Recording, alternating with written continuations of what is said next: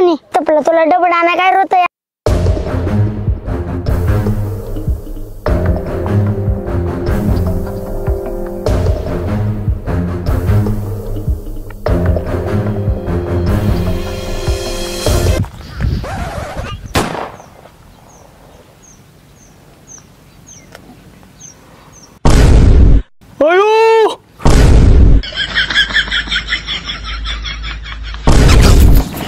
अरे उचला त्याला चला हे धर उचल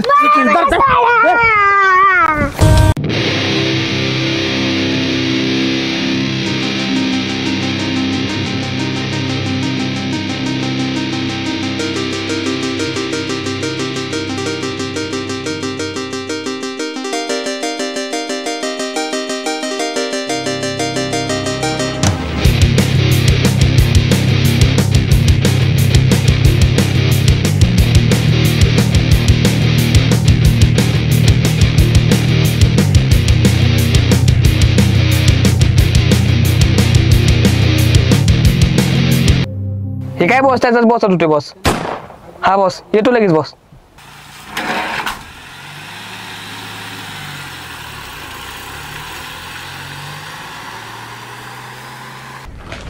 मिशन सक्सेसफुल नाना अरे वा बजा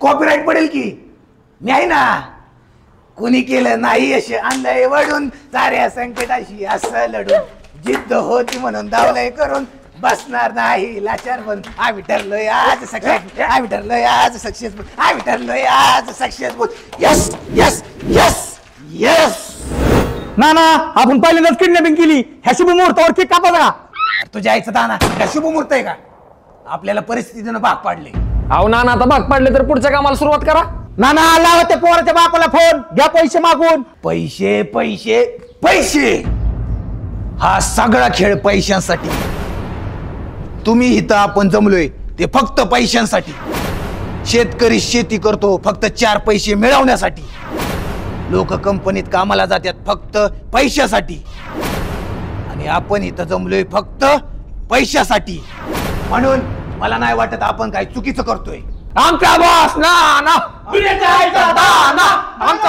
आगे बढ़ो हम तुम्हारे साथ है ना तुम आगे बढ़ो जायचं दान शांत बसा घोषणा राहू द्या पहिला फोन करू ए ना फोन घेऊन ये ना ना हे घ्या फोन ए लाव नंबर नाना नंबर ए काय नंबर अहो नंबर माझ्याकडे कुठला नंबर ते पोराकडे मागत आहे बापास नंबर हा ए गाबड्या काय तुझ्या बापाचा नंबर 72 शेवंतबाईचा काय म्हणला शेवंताबाईचा नाही पप्पाचा नंबर आहे हा सांग नंबर 72 89 99 90 इंग्लिश मीडियमचं गाबड्या दिसतंय ए गाबड्या जर तू डायल कर चाल लाव फोन फोन लाव त्याच्यात 10 नंबर झाले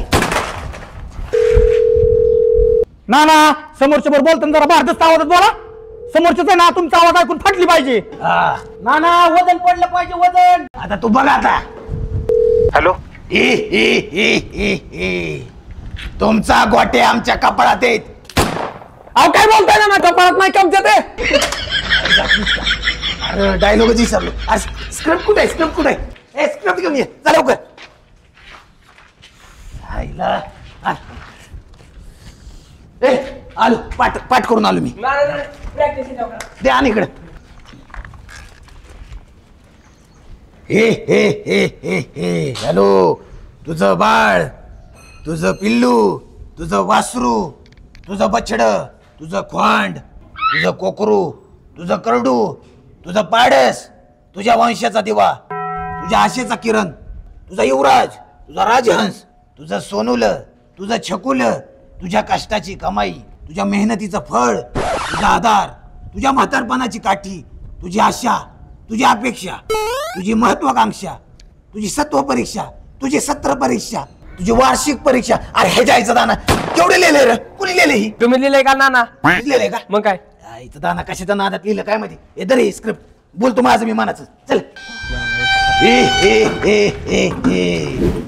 हे बघ तुला समजलं असेल मी कुणाबद्दल बोलतोय तुझा गोट्या आमच्या ताब्यात आहे जर तुझं पोरग तुला व्यवस्थित शाबूत पाहिजे असेल तर तर किती 500. ना एक पेटी मागा, एक पेटी. एक पेटी? अरे तू येडाय काय रे? एक पेटी उद्या म्हणशील सुटकेस मागा, कपाट मागा, भांडी मागा. अहो ह्याचं काय ऐकता, एक पेटी ना एक खोका मागा. एक खोका? अरे तुमची काय गेले गेलेत काय रे? हो म्हणतो एक पेटी मागा, हे म्हणतो एक खोका मागा. अरे थोडी तरी लागा नीट वागा. अहो ना आम्हाला तरी काय माहिती, आम्ही पिक्चर मध्ये बघितलं एक पेटी म्हणजे 1 लाख आणि एक खोका म्हणजे 1 कोटी. एवढे पैसे होतील का? आणि नाही दिलं म्हणजे याला म्हणलं पैसे त्यांनी, हो म्हणला माझ्याकडे नाही पैसे, ती पोरग तुम्हालाच ठेवा. मग काय करायचं?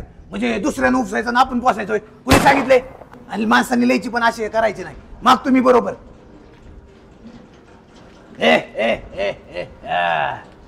तुला कळत असेल मी कुणाबद्दल बोलतोय. हा समजलं. माझं पोरगं तुमच्या ताब्यात आहे. तुम्ही सांगताल ते काम करतो आणि तुम्ही मागताल तेवढे पैसे तुम्हाला देतो. हा मग उद्या 6,000 रुपये घेऊन. हो ना फक्त 6,000 होय. तुला परडी भेटलाय ना? तिच्या पाण्याचं बघितलंय. फक्त मी डिझेलचं काढतो. मागतो मी बरोबर. मी शांत बसा. तुला काय वाटलं 6,000 मानेल काय मी? बघ 6,000 नाही 7,000 रुपये घेऊन तू उद्या डिक्रीच्या माळावी ये. आणि पोलिसांमध्ये जर गेलास तर त्याचे परिणाम तुला तर माहितीच आहेत. हो अजिबात सांगणार नाही, पण प्लीज माझ्या पोराला काय करू नका. मग ती पैशाची बॅग घेऊन लवकरात लवकर हजर राहायचं. नाहीतर तुला तर माहितीच आहे, तुझं लेकरू, तुझं बकरू, तुझं कोकरू यायचं दाना ठेवला वाटतं फोन.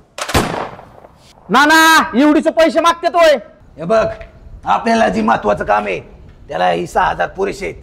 आणि बघा तुमच्या चहा पाण्याचं पण पैसा मी काढलेला आहे, डिझेलचं पण काढलेत, त्यामुळे एवढं पैसे बाद झालं. आता उद्याचा प्लॅन ऐका.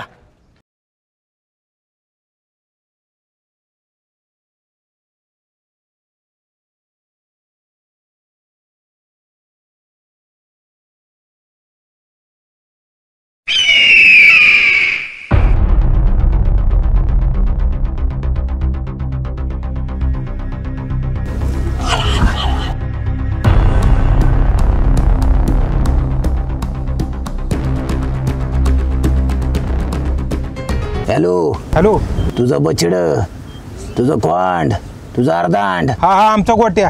हा तोच तुला अर्ध्या तासात भेटल. ती पैशाची बाग तिथंच खाली ठेव आणि तिथून कल्टी आण.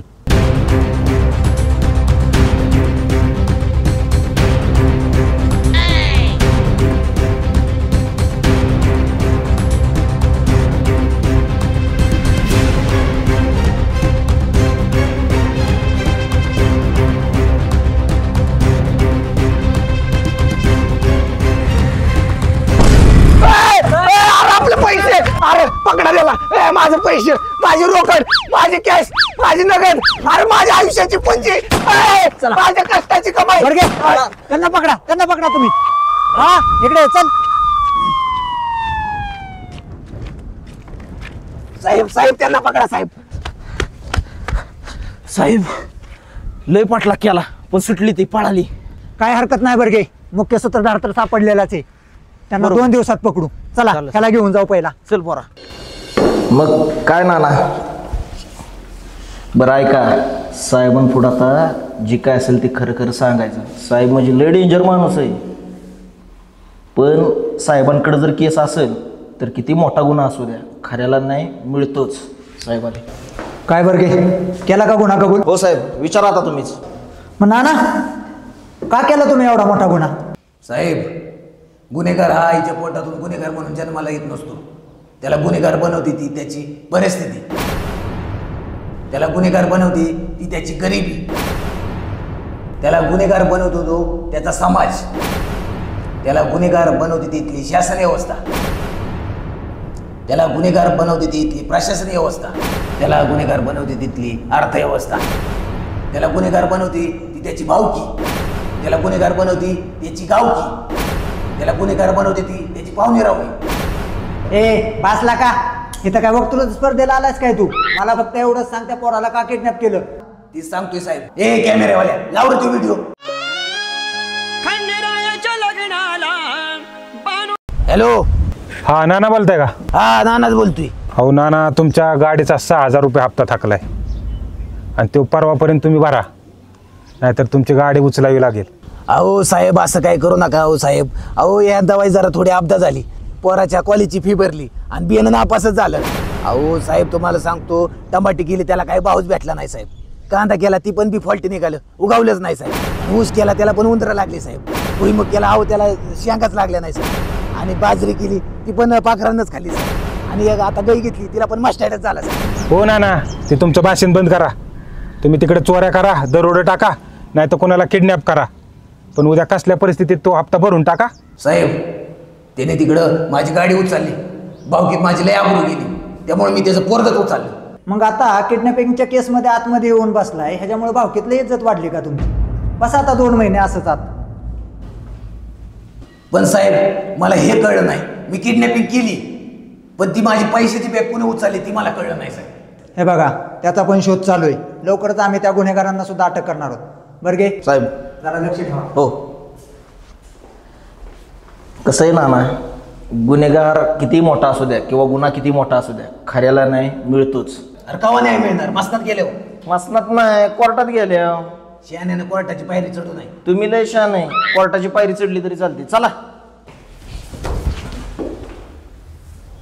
बसा आता इथेच जामीन वस्तूवर. ए भाई बरं झालं आपण आपल्याला केला. त्या नानाच्या नादी लागलो असतो ना तर पानावर भागावं लागतं आपल्याला. काय तरला का? अरे मिळाले ना पैसे आपल्याला. अरे झालं ना आपण पण सक्सेसफुल.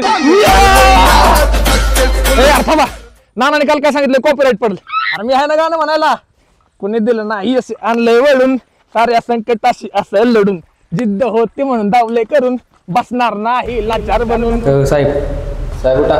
साहेब उठा, नाना भेटायचे. आता नाही भेटताय, चला. काम आहे नाना. आता नाही भेटाय, चला येत नाही.